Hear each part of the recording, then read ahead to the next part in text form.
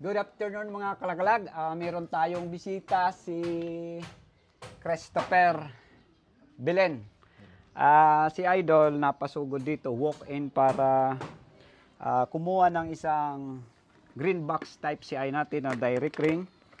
Ito ay order ni Roderick Argami ng Calamba, Laguna.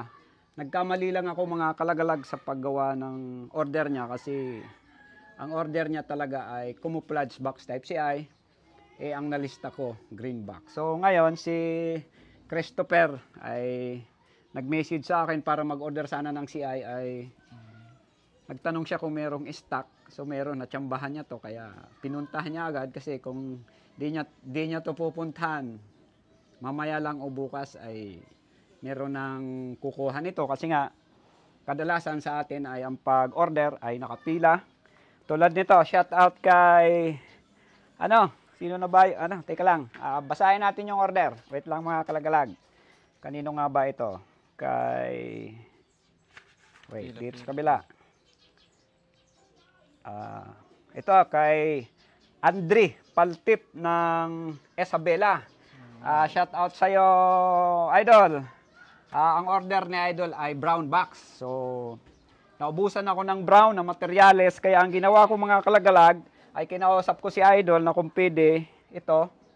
Pakita mo Noy, yung sabi ko sa kanya, baka pwede Idol ka ako itong base ay maging itim at yung silo ay maging brown. So pumayag mga kalagalag si Idol at yun nga ang ginawa natin sa kanya.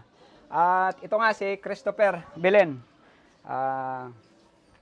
Maswerte siya mga idol na hindi na siya pumila sa pa-order natin kaya siya na. At Idol, anong masabi mo dyan sa natin gawang CI? So tsamba-tsamba lang, no? Natsambahan mong nagkamali ako ng gawa. So meron ka ngayong gagamitin kahit bukas.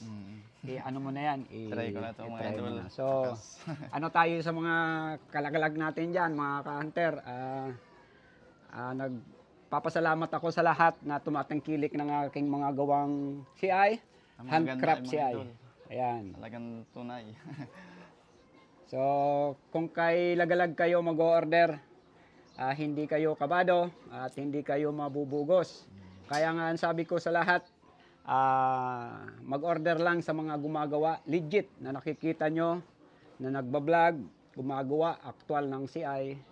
Para iwas tayo sa mga bugos. Maraming kumakalat na bugos dyan. Kasi ang CI mga kalagalag ay in demand ngayon.